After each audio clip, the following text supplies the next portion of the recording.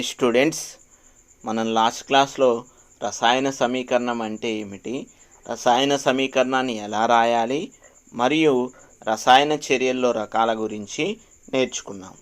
ఈ క్లాస్లో మనం రసాయన సమీకరణాన్ని తుల్యం చేయడాన్ని నేర్చుకుందాం. ముందుగా ప్రాథమిక సమీకరణం అంటే ఏమిటో చూద్దాం.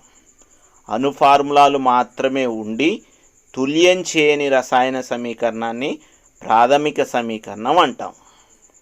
కేవలం అణు ఫార్ములాలు సంకేతాలు మాత్రమే ఉండి తుల్యం చేయని రసాయన సమీకరణాన్ని ప్రాథమిక సమీకరణం అంటాం. ఉదాహరణకు చూసినట్లయితే హైడ్రోజన్ ఆక్సిజన్తో కలిసి నీటి అణువును ఏర్పరుస్తుంది. ఇక్కడ ఈ సమీకరణం తుల్యం చేయబడలేదు. ఎడమవైపు 2 హైడ్రోజన్లు ఉంటే కుడివైపు 2 హైడ్రోజన్లు ఉన్నవి. ఎడమవైపు 2 ఆక్సిజన్లు ఉంటే కుడివైపు ఒకే ఒక ఆక్సిజన్ మాత్రమే ఉంది. కాబట్టి ఈ సమీకరణం తుల్యం చేయబడలేదు. ఇది ఒక ప్రాథమిక సమీకరణం. ఇప్పుడు తుల్య రసాయన సమీకరణం అంటే ఏమిటో చూద్దాం. ఏ రసాయన సమీకరణంలో అయితే క్రియాజనకాల వైపు గల మూలక పరమాణుల సంఖ్య క్రియాజన్యాల వైపు గల మూలక పరమాణుల సంఖ్యకు సమానంగా ఉంటుందో ఆ సమీకరణాన్ని తుల్య రసాయన సమీకరణం అంటాం. ఇంగ్లీష్లో బ్యాలెన్స్డ్ కెమికల్ ఈక్వేషన్ అని అంటాం. ఒక రసాయన సమీకరణంలో క్రియాజనకాల వైపు ఎన్ని మూలక పరమాణువులు ఉన్నాయో క్రియాజన్యాల వైపు కూడా అన్నే మూలక పరమాణువులు ఉంటే ఆ రసాయన సమీకరణాన్ని తుల్య రసాయన సమీకరణం అంటాం. ఉదాహరణకు చూసినట్లయితే 2 మోల్ల హైడ్రోజన్ 1 మోల్ ఆక్సిజన్తో కలిసి 2 మోల్ల నీటి అణువులను ఏర్పరుస్తుంది. ఇక్కడ ఎడమవైపు చూసినట్లయితే 2 4 హైడ్రోజన్లు ఉన్నవి. కుడివైపు కూడా 2 4 హైడ్రోజన్లు ఉన్నవి. ఆక్సిజన్లు ఎడమవైపు 2 ఉంటే కుడివైపు 2 ఆక్సిజన్లు, అంటే హైడ్రోజన్లు ఆక్సిజన్లు క్రియాజనకాల వైపు క్రియాజన్యాల వైపు సమానంగా ఉన్నాయి. కాబట్టి ఇది తుల్య రసాయన సమీకరణం. ఇప్పుడు ఒక ప్రశ్నను చూద్దాం. రసాయన సమీకరణాన్ని ఎందుకు తుల్యం చేయాలి? దీనికి సమాధానం చూసినట్లయితే ద్రవ్య నిత్యత్వ నియమం ప్రకారం ఒక రసాయన చర్యలో ద్రవ్యరాశి సృష్టించలేం లేదా నాశనం చేయలేం. ద్రవ్య నిత్యత్వ నియమాన్ని యాంటోనీ లావోయిజర్ అనే ఫ్రెంచ్ రసాయన శాస్త్రవేత్త ప్రతిపాదించాడు. ద్రవ్య నిత్యత్వ నియమం ప్రకారం ఒక రసాయన చర్యలో కొత్తగా ద్రవ్యరాశిని సృష్టించలేం, ఉన్న ద్రవ్యరాశిని నాశనం చేయలేం. ఒక రసాయన చర్యలో ఏర్పడిన క్రియాజన్యాల ద్రవ్యరాశి ఆ చర్యలో పాల్గొన్న క్రియాజనకాల ద్రవ్యరాశికి సమానం. ఒక రసాయన చర్యలో ఏర్పడినటువంటి క్రియాజన్యాల ద్రవ్యరాశి ఆ చర్యలో పాల్గొన్నటువంటి క్రియాజనకాల ద్రవ్యరాశికి సమానంగా ఉంటుంది. మనకు తెలుసు, ఒక మూలకానికి చెందిన పరమాణువు రసాయన చర్యలో పాల్గొనే అతి చిన్న కణం. రసాయన చర్యలో పాల్గొనే అతి చిన్న కణం ఏమిటంటే పరమాణువు. ఈ పరమాణువే ఆ మూలకం యొక్క ద్రవ్యరాశికి కారణం. కాబట్టి ద్రవ్యరాశి సమానంగా ఉండాలంటే చర్య జరగక ముందు చర్య జరిగిన తర్వాత మూలక పరమాణువుల సంఖ్య సమానంగా ఉండాలి. పదార్థం యొక్క ద్రవ్యరాశికి పరమాణువే కారణం. కాబట్టి ద్రవ్యరాశి సమానంగా ఉండాలంటే చర్య జరగక ముందు చర్య జరిగిన తర్వాత మూలక పరమాణువుల సంఖ్య సమానంగా ఉండాలి. మూలక పరమాణువుల సంఖ్య సమానంగా ఉండాలంటే రసాయన సమీకరణాన్ని ఖచ్చితంగా తుల్యం చేయాలి. స్టూడెంట్స్, రసాయన సమీకరణం తుల్యం చేయడం ఎలాగో నేర్చుకునే ముందు మీరు 2 ముఖ్యమైన విషయాలు గుర్తుంచుకోవాలి. అవేంటో చూద్దాం. పాదాంకం అంటే సబ్స్క్రిప్ట్ ఆ మూలకానికి మాత్రమే వర్తిస్తుంది. ఇక్కడ ఉదాహరణకు చూసినట్లయితే CaCO3 కాల్షియం కార్బోనేట్ అని ఉంది. ఇక్కడ ఆక్సిజన్ దగ్గర 3 పాదాంకంగా ఉంది. ఇక్కడ చూసినట్లయితే కాల్షియం కార్బోనేట్లో 1 కాల్షియం ఉంది. ఎటువంటి పాదాంకం లేనప్పుడు అక్కడ 1 పాదాంకంగా ఉన్నట్టు. కాబట్టి 1 కాల్షియం ఉంది, 1 కార్బన్ ఉంది, 3 ఆక్సిజన్లు ఉన్నవి. అదేవిధంగా calcium hydroxide CaOH taken twice. ఇక్కడ బ్రాకెట్ ఉండి 2 ఉన్నది కాబట్టి ఈ 2 అనే పాదాంకం ఆ బ్రాకెట్లో ఉన్నటువంటి ఆక్సిజన్కు వర్తిస్తుంది, హైడ్రోజన్కు వర్తిస్తుంది. కాబట్టి కాల్షియం హైడ్రాక్సైడ్లో ఉన్నటువంటి కాల్షియం పరమాణువుల సంఖ్య 1, ఆక్సిజన్ పరమాణువుల సంఖ్య 2, హైడ్రోజన్ పరమాణువుల సంఖ్య 2. మరొక ఉదాహరణ చూద్దాం. Lead nitrate PbNO3 taken twice. ఇక్కడ లెడ్ నైట్రేట్లో ఉన్నటువంటి లెడ్ పరమాణువుల సంఖ్య 1, నైట్రోజన్ యొక్క పాదాంకం 1, తర్వాత బ్రాకెట్ తర్వాత 2 పాదాంకంగా ఉంది కాబట్టి ఈ 2 నైట్రోజన్కు వర్తిస్తుంది, ఆక్సిజన్కు వర్తిస్తుంది. కాబట్టి నైట్రోజన్ పరమాణువుల సంఖ్య పాదాంకం 1 × 2 కాబట్టి 2. అదేవిధంగా ఆక్సిజన్ పాదాంకం 3 ఉన్నది, బ్రాకెట్ తర్వాత 2 ఉన్నది కాబట్టి ఆక్సిజన్ పరమాణువుల సంఖ్య 3 × 2 అంటే 6. రెండో విషయం ఏమిటంటే గుణకం, కోఫిషియంట్ అనేది ఆ సమ్మేళనానికి అంతటికీ వర్తిస్తుంది. గుణకం అంటే సమ్మేళనం ముందు ఉండే నెంబర్. ఇక్కడ లెడ్ నైట్రేట్ ముందు 2 ఉంది కాబట్టి ఈ 2 అనేది లెడ్కు వర్తిస్తుంది, నైట్రోజన్కు వర్తిస్తుంది, ఆక్సిజన్కు వర్తిస్తుంది. కాబట్టి ఇక్కడ ఉండే లెడ్ పరమాణువుల సంఖ్య 2 × 1 2, నైట్రోజన్ పరమాణువుల సంఖ్య 2 × 2 4, ఆక్సిజన్ పరమాణువుల సంఖ్య 3 × 2 6, 6 × 2 12. ఈ విధంగా పాదాంకం అనేది ఆ మూలకానికి మాత్రమే వర్తిస్తే గుణకం అనేది ఆ సమ్మేళనానికి అంతటికీ వర్తిస్తుంది. ఇలా ఒక సమ్మేళనంలో ఏ పరమాణువులు ఎన్ని ఉన్నాయో తెలిస్తే రసాయన సమీకరణాన్ని తుల్యం చేయడం సులభం అవుతుంది. సమీకరణాన్ని తుల్యం చేయడంలో సాంకేతికానికి ముందు రాసే గుణకం సమీకరణాన్ని తుల్యం చేయడానికి ఎన్ని ఫార్ములా యూనిట్లు అవసరమో తెలుపుతుంది. ఒక సమీకరణాన్ని తుల్యం చేయడానికి సాంకేతికానికి ముందు సరైన గుణకాన్ని రాస్తాం. ఆ గుణకం అనేది సమీకరణాన్ని తుల్యం చేయడానికి ఎన్ని ఫార్ములా యూనిట్లు అనే పదం మనం నేర్చుకున్నాం. తెలుగులో ఫార్ములా యూనిట్ని సాంకేతిక ప్రమాణాలు అంటాం. తెలుగు అర్థాన్ని కూడా జాగ్రత్తగా గుర్తుపెట్టుకోండి. ఫార్ములా యూనిట్లు అంటే సాంకేతిక ప్రమాణాలు. ఈ గుణకం అనేది ఆ సమీకరణాన్ని తుల్యం చేయడానికి ఎన్ని ఫార్ములా యూనిట్లు అవసరమో తెలుపుతుంది. ఇప్పుడు రసాయన సమీకరణాన్ని తుల్యం ఎలా చేయాలో నేర్చుకుందాం. రసాయన సమీకరణాన్ని తుల్యం చేయడానికి మనం యత్నదోష పద్ధతి ఉపయోగిస్తాం. రసాయన సమీకరణాన్ని తుల్యం చేయడానికి 4 స్టెప్స్ ఉన్నవి, అంటే 4 సోపానాలు ఉన్నవి. అందులో మొదటి సోపానం 1, రసాయన చర్యలో పాల్గొన్న చర్యలో ఏర్పడిన ప్రతి పదార్థం. రసాయన చర్యలో పాల్గొన్న పదార్థాలంటే క్రియాజనకాలు, రసాయన చర్యలో ఏర్పడిన పదార్థాలంటే క్రియాజన్యాలు. క్రియాజనకాల మరియు క్రియాజన్యాల యొక్క సరైన సాంకేతికాన్ని రాయాలి. ఇది స్టెప్ 1. అంటే తుల్యం కాని రసాయన సమీకరణం రాయాలి. స్టెప్ 1లో తుల్యం కాని రసాయన సమీకరణాన్ని రాయాలి. ఉదాహరణకు చూసినట్లయితే ప్రోపేన్ ఆక్సిజన్తో చర్య పొంది కార్బన్ డయాక్సైడ్ మరియు నీటి అణువులను ఏర్పరుస్తుంది. ఇది ఒక తుల్యం కాని రసాయన సమీకరణం. ఇక్కడ ప్రోపేన్ యొక్క ఫార్ములా C3H8, ఆక్సిజన్ అణువు యొక్క formula O2, carbon dioxide formula CO2, నీటి యొక్క ఫార్ములా H2O. మనము క్రియాజనకాల మరియు క్రియాజన్యాల యొక్క సరైన సాంకేతికాన్ని అంటే ఫార్ములాను రాశాం. స్టెప్ 2, సోపానం 2, సరైన గుణకాన్ని ఎన్నుకోవడం. ఇరువైపులా ఉండే మూలక పరమాణువులను పోల్చి సమీకరణం తుల్యం చేయడానికి కావలసిన గుణకాలను ఎన్నుకోవాలి. మనకు ఇవ్వబడినటువంటి సమీకరణంలో ఇరువైపులా ఉండే మూలక పరమాణువులను పోల్చి సమీకరణం తుల్యం చేయడానికి కావలసిన గుణకాలను ఎన్నుకోవాలి. ఇది మనకి ఇవ్వబడినటువంటి సమీకరణం. ఇక్కడ ఎడమవైపు చూసినట్లయితే 3 కార్బన్లు ఉన్నవి. కుడివైపు చూస్తే ఒకే ఒక కార్బన్ ఉన్నది.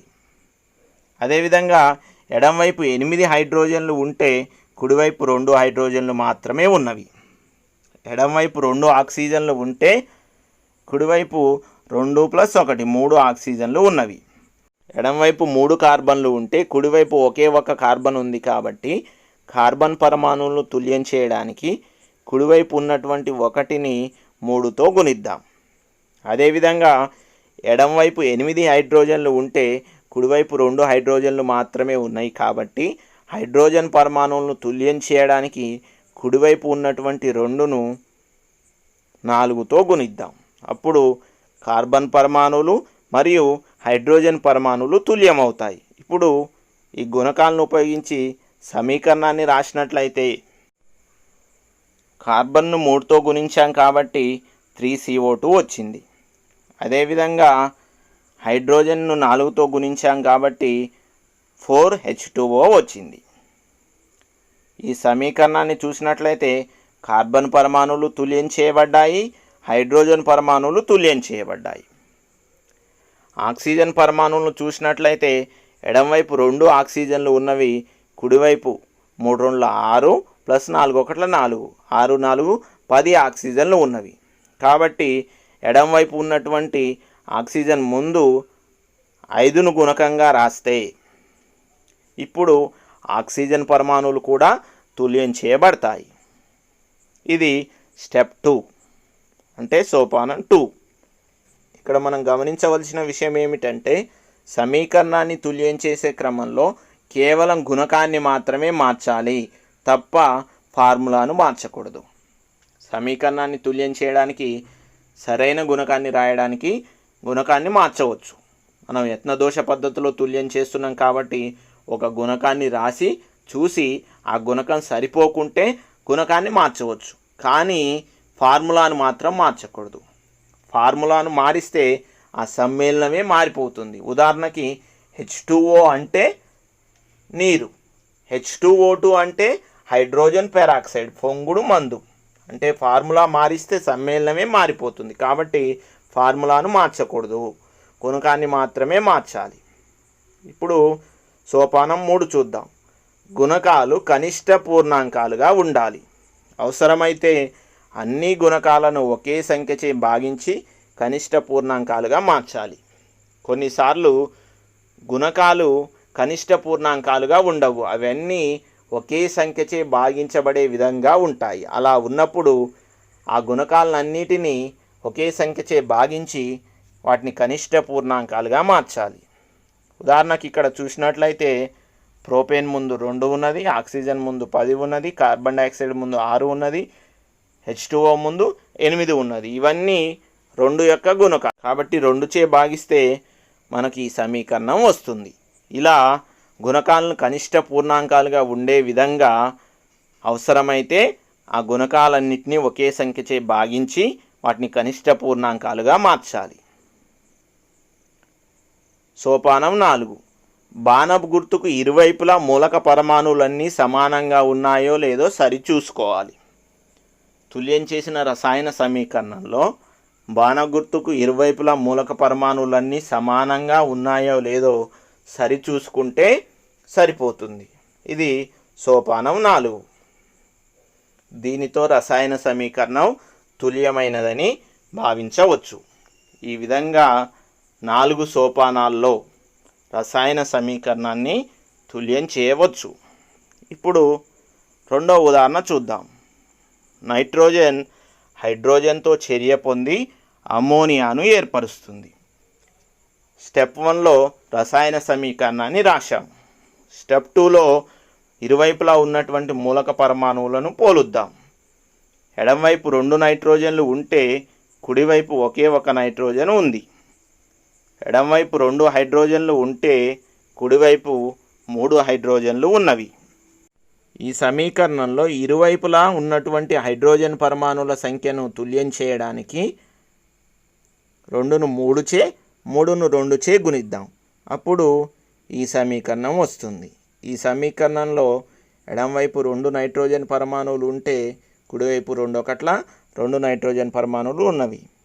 ఎడంవైపు 3 6 హైడ్రోజన్ పరమాణువులు ఉంటే కుడివైపు 2 6 హైడ్రోజన్ పరమాణువులు ఉన్నవి.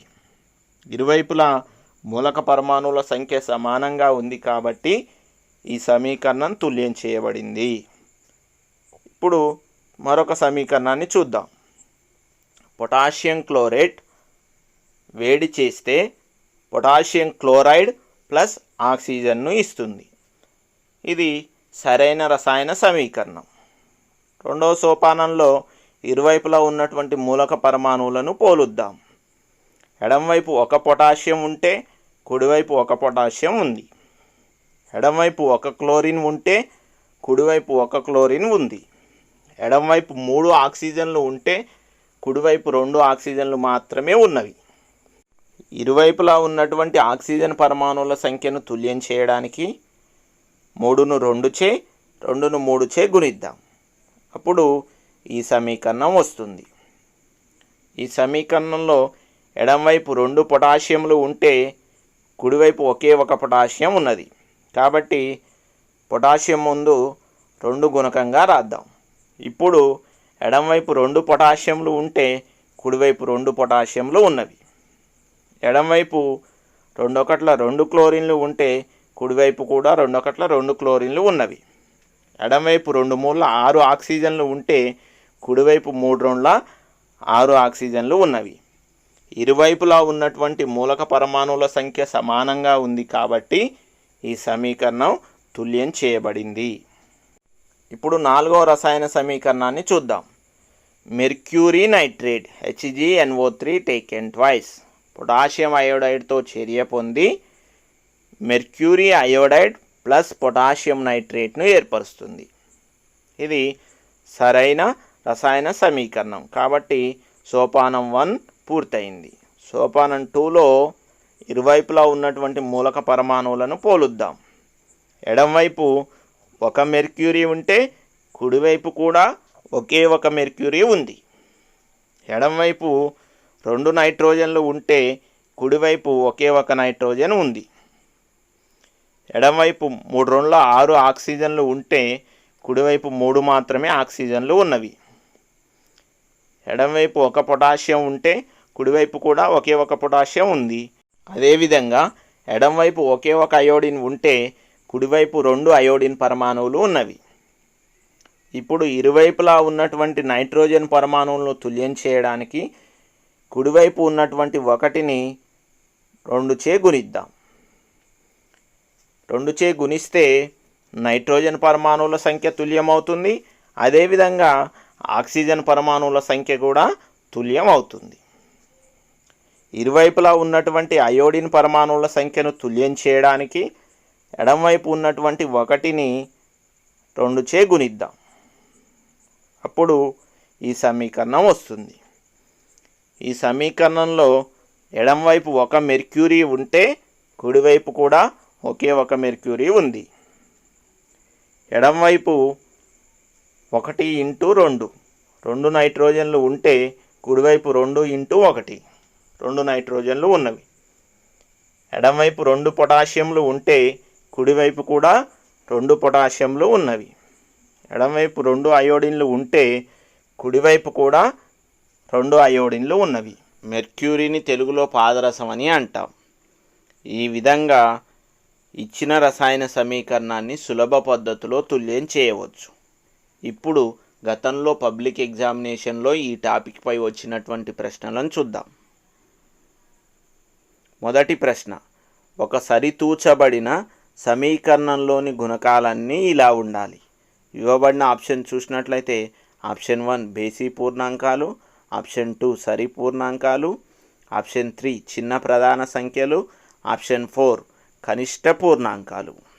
ఒక సరితూచబడిన సమీకరణంలోని గుణకాలన్నీ కనిష్ట పూర్ణాంకాలుగా ఉండాలి కాబట్టి సరైన సమాధానం ఆప్షన్ 4. రెండవ ప్రశ్న, propane plus XO2 gives rise YCO2 plus 4 moles of water. పై తుల్య సమీకరణంలో X, Y విలువలు వరుసగా. ఇవ్వబడిన ఆప్షన్ చూసినట్లయితే ఆప్షన్ 1 5, 6, ఆప్షన్ 2 5, 3, ఆప్షన్ 3 3,5, ఆప్షన్ 4 6,5. ముందుగా ఇవ్వబడిన సమీకరణానికి తుల్య సమీకరణం రాసినట్లయితే 1 మోల్ ప్రోపేన్ 5 మోల్ల ఆక్సిజన్తో చర్య పొంది 3 మోల్ల కార్బన్ డయాక్సైడ్ మరియు 4 మోల్ల నీటి అణువులను ఏర్పరుస్తుంది. ఈ రెండు సమీకరణాలు పోల్చినట్లయితే x విలువ 5, y విలువ 3. కాబట్టి సరైన సమాధానము ఆప్షన్ 2. మూడవ ప్రశ్న 2 మోల్ల బ్యూటేన్ x మోల్ల ఆక్సిజన్తో చర్య పొంది 8 మోల్ల కార్బన్ డయాక్సైడ్ మరియు y మోల్ల నీటి అణువులను ఏర్పరుస్తుంది. పై తుల్య సమీకరణంలో x, y విలువలు వరుసగా ఇవ్వబడిన ఆప్షన్ చూసినట్లయితే ఆప్షన్ 1 10,5, ఆప్షన్ 2 5,13, ఆప్షన్ 3 5,10, ఆప్షన్ 4 13,10. ముందుగా ఇవ్వబడిన సమీకరణానికి తుల్య సమీకరణం రాద్దాం. 2 మోల్ల బ్యూటేన్ 13 మోల్ల ఆక్సిజన్తో చర్య పొంది 8 మోల్ల కార్బన్ డయాక్సైడ్ మరియు 10 మోల్ల నీటి అణువులను ఏర్పరుస్తుంది. ఈ రెండు సమీకరణాలు పోల్చినట్లయితే x విలువ 13, y విలువ 10. కాబట్టి సరైన సమాధానము ఆప్షన్ 4. నాలుగవ ప్రశ్న x మోల్ల సోడియం y మోల్ల నీటి అణువులతో చర్య పొంది 2 మోల్ల సోడియం హైడ్రాక్సైడ్ ప్లస్ హైడ్రోజన్ వాయువును ఏర్పరుస్తుంది. ఈ తుల్య సమీకరణంలో x, y విలువలు వరుసగా ఇవ్వబడిన ఆప్షన్ చూసినట్లయితే ఆప్షన్ 1 1,1, ఆప్షన్ 2 2,1, ఆప్షన్ 3 1,2, ఆప్షన్ 4 2,2. ముందుగా ఇవ్వబడిన సమీకరణానికి తుల్య సమీకరణాన్ని రాద్దాం. 2 మోల్ల సోడియం 2 మోల్ల నీటి అణువులతో చర్య పొంది 2 మోల్ల sodium hydroxide plus 1 mole hydrogen వాయువును ఏర్పరుస్తుంది. ఈ రెండు సమీకరణాలు పోల్చినట్లయితే x విలువ 2, y విలువ కూడా 2. కాబట్టి సరైన సమాధానం ఆప్షన్ 4. ఐదవ ప్రశ్న గ్లూకోజ్ క్విన్వన ప్రక్రియలో x మోల్ల ఇథైల్ ఆల్కహాల్ను మరియు y మోల్ల కార్బన్ డయాక్సైడ్ను ఏర్పరుస్తుంది. ఈ తుల్య సమీకరణంలో x, y విలువలు వరుసగా ఇవ్వబడిన ఆప్షన్ చూసినట్లయితే ఆప్షన్ 1 1,1, ఆప్షన్ 2 2,1, ఆప్షన్ 3 1,2, ఆప్షన్ 4 2,2. ముందుగా ఇవ్వబడిన సమీకరణానికి తుల్య సమీకరణాన్ని రాద్దాం. గ్లూకోజ్ అనేది క్విన్వన ప్రక్రియలో అంటే ఫెర్మెంటేషన్ పద్ధతిలో 2 మోల్ల ఇథైల్ ఆల్కహాల్ను 2 మోల్ల కార్బన్ డయాక్సైడ్ వాయువును ఏర్పరుస్తుంది. ఈ రెండు సమీకరణాలు పోలిస్తే x విలువ 2, y విలువ కూడా 2.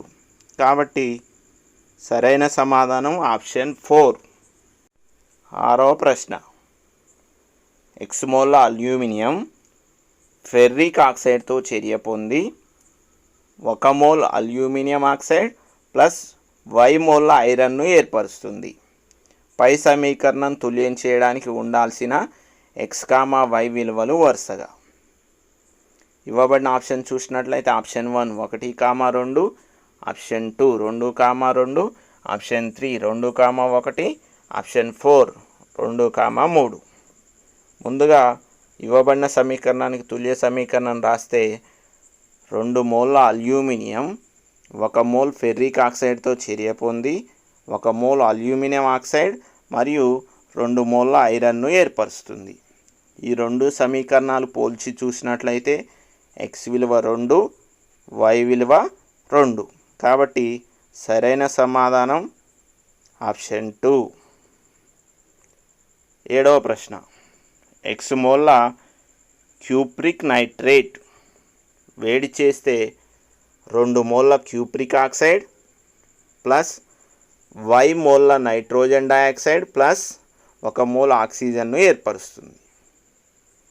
పైన సూచించిన తుల్య రసాయన సమీకరణంలో x మరియు y విలువలు సూచించునవి.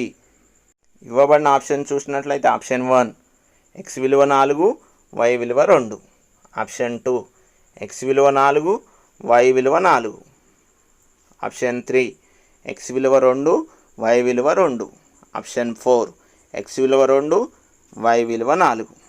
ముందుగా ఇవ్వబడిన సమీకరణానికి తుల్య సమీకరణాన్ని రాద్దాం.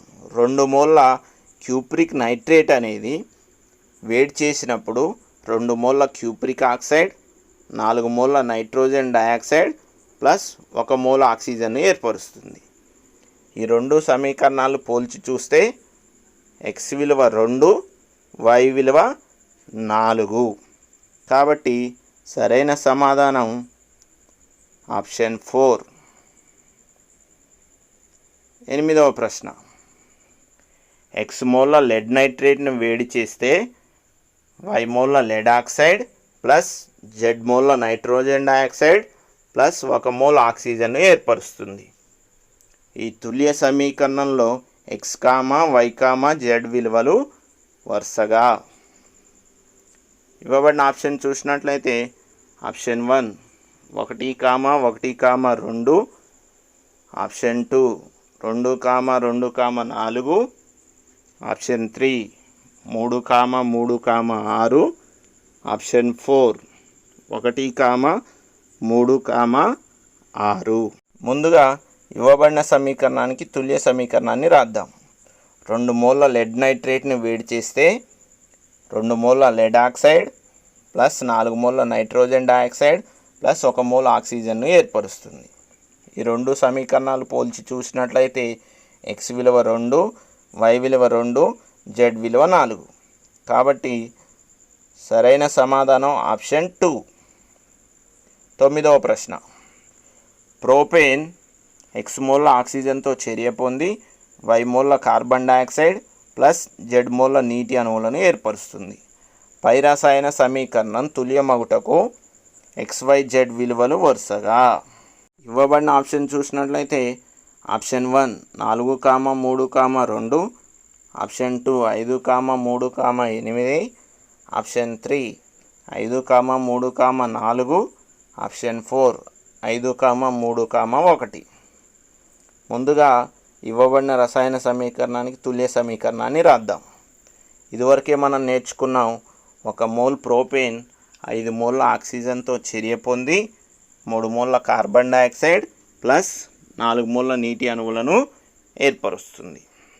ఈ 2 సమీకరణాలు పోల్చి చూసినట్లయితే ఎక్స్ విలువ 5 వై విలువ 3 జెడ్ విలువ 4. కాబట్టి సరైన సమాధానం ఆప్షన్ 3. 10వ ప్రశ్న. ఎక్స్ మోల్ల కార్బన్ డయాక్సైడ్ వై మోల్ల నీటి అణువుతో చర్య పొంది గ్లూకోజ్ను మరియు జెడ్ మోల్ల ఆక్సిజన్ను ఏర్పరుస్తుంది. XYZల ఈ విలువలకు పై సమీకరణం సమతుల్య సమీకరణం. ఇవ్వబడిన ఆప్షన్ చూసినట్లయితే ఆప్షన్ 1 6, 3, 2, ఆప్షన్ 2 6, 2, 3, ఆప్షన్ 3 6, 6, 6, ఆప్షన్ 4 3, 6, 6. ముందుగా ఇవ్వబడిన సమీకరణానికి తుల్య సమీకరణాన్ని రాద్దాం. 6 మోల్ల కార్బన్ డయాక్సైడ్ 6 మోల్ల నీటి అణువుతో చర్య పొంది గ్లూకోజ్ను మరియు 6 మోల్ల ఆక్సిజన్ను ఏర్పరుస్తుంది. ఈ చర్య మన అందరికీ తెలిసిందే. ఇది కిరణజన్య సంయోగ క్రియ. కిరణజన్య సంయోగ క్రియ క్లోరోఫిల్ మరియు కాంతి సమక్షంలో జరుగుతుంది.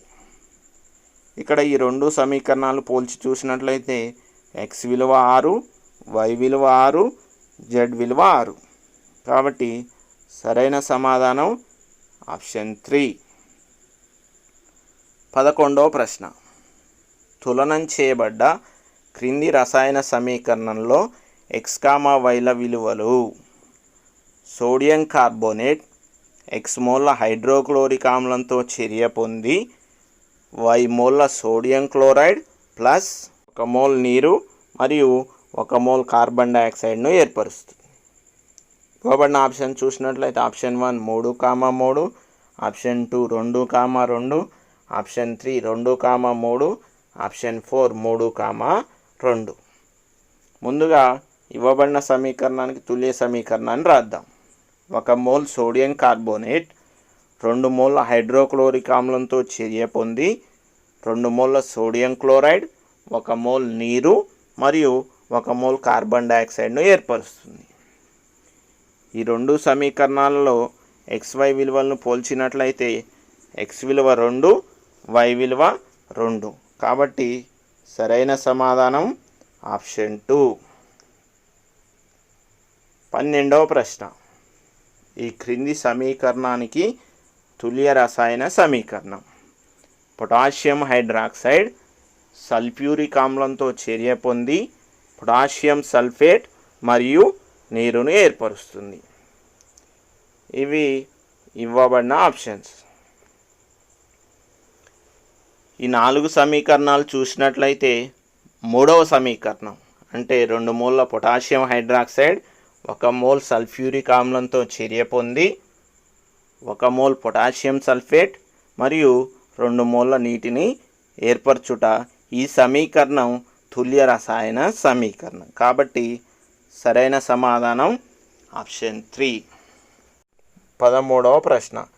ఏ మోల్ల కాపర్ బి మోల్ల నైట్రిక్ ఆమ్లంతో చర్య పొంది సి మోల్ల కాపర్ నైట్రేట్ మరియు డి మోల్ల నైట్రిక్ ఆక్సైడ్ ఈ మోల్ల నీటి అణువును ఏర్పరుస్తుంది. పై సమీకరణంలో ABCDE విలువలు వరుసగా. ఇక్కడ ఇవ్వబడిన ఆప్షన్ చూసినట్లయితే ఆప్షన్ 1 3, 4, 3, 1, 1. ఆప్షన్ 2 3, 4, 6, 2, 4. ఆప్షన్ 3 3, 8, 3, 2, 4. ఆప్షన్ 4 3, 2, 4, 4, 1. ముందుగా ఇవ్వబడిన సమీకరణానికి తుల్య సమీకరణాన్ని రాద్దాం.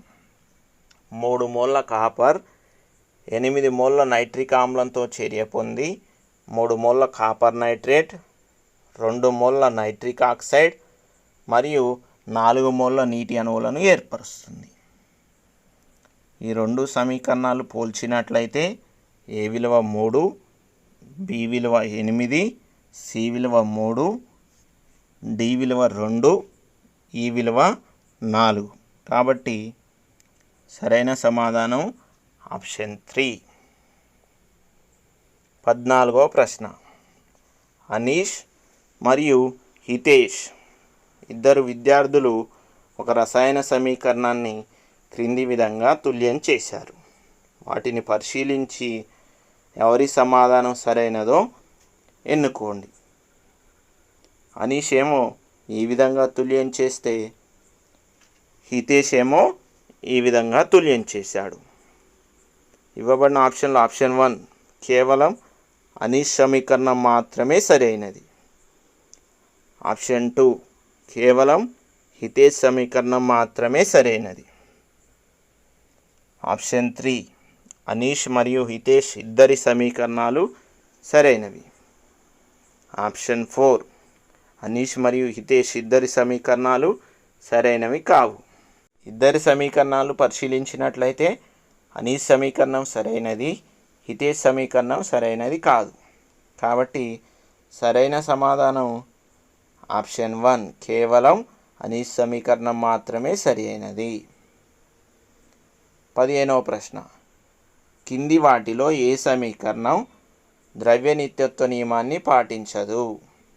ఇవ్వబడిన ఆప్షన్ చూసినట్లయితే ఆప్షన్ 1 2 మోల్ల మెగ్నీషియం 1 మోల్ ఆక్సిజన్తో చర్య పొంది 2 మోల్ల మెగ్నీషియం ఆక్సైడ్ను ఏర్పరచుట. ఆప్షన్ 2 1 మోల్ ప్రోపేన్ 1 మోల్ ఆక్సిజన్తో చర్య పొంది 1 మోల్ కార్బన్ డయాక్సైడ్ మరియు 1 మోల్ నీటి అణువును ఏర్పరచుట. ఆప్షన్ 3 1 మోల్ ఫాస్ఫరస్ 5 మోల్ ఆక్సిజన్తో చర్య పొంది P4O10ను ఏర్పరచుట. ఆప్షన్ 4 1 మోల్ మీథేన్ 2 మోల్ ఆక్సిజన్తో చర్య పొంది 1 మోల్ కార్బన్ డయాక్సైడ్ మరియు 2 మోల్ల నీటి అణువులను ఏర్పరచుట. ఈ 4 సమీకరణాలు చూసినట్లయితే రెండవ సమీకరణం తుల్యం చేయబడలేదు. ఏ సమీకరణం అయితే తుల్యం చేయబడలేదో ఆ సమీకరణం ద్రవ్య నిత్యత్వ నియమాన్ని పాటించదు. కాబట్టి సరైన సమాధానం ఆప్షన్ 2. చివరి ప్రశ్న 16వ ప్రశ్న. ఈ క్రింది వాటిలో తుల్యం కాని సమీకరణం. ఇవ్వబడిన ఆప్షన్ చూసినట్లయితే ఆప్షన్ 1 కార్బన్ ఆక్సిజన్తో చర్య పొంది కార్బన్ డైఆక్సైడ్ని ఏర్పరచుట. ఆప్షన్ 2 2 మోల్ల సిల్వర్ క్లోరైడ్ 2 మోల్ల సిల్వర్గా ప్లస్ క్లోరిన్గా విఘటనం చెందుట. ఆప్షన్ 3 కాల్షియం కార్బోనేట్ను వేడి చేస్తే calcium oxide plus carbon dioxide ఏర్పడుట. Option 4 1 mole nitrogen 1 mole oxygen కలిసి 1 మోల్ నైట్రిక్ ఆక్సైడ్ ఏర్పడుట. వీటిలో తుల్యం కాని సమీకరణం 4వ సమీకరణం. కాబట్టి సరైన సమాధానం ఆప్షన్ 4. ఫ్రెండ్స్, ఈ వీడియో కనుక మీకు నచ్చినట్లయితే ఈ వీడియోను లైక్ చేయండి, మీ స్నేహితులకు షేర్ చేయండి, మన ఛానల్ను సబ్స్క్రైబ్ చేయండి, పక్కనే ఉండే గంట సింబల్ను గట్టిగా కొట్టండి. జాగ్రత్తగా నోట్స్ రాసుకొని శ్రద్ధగా ప్రిపేర్ కండి.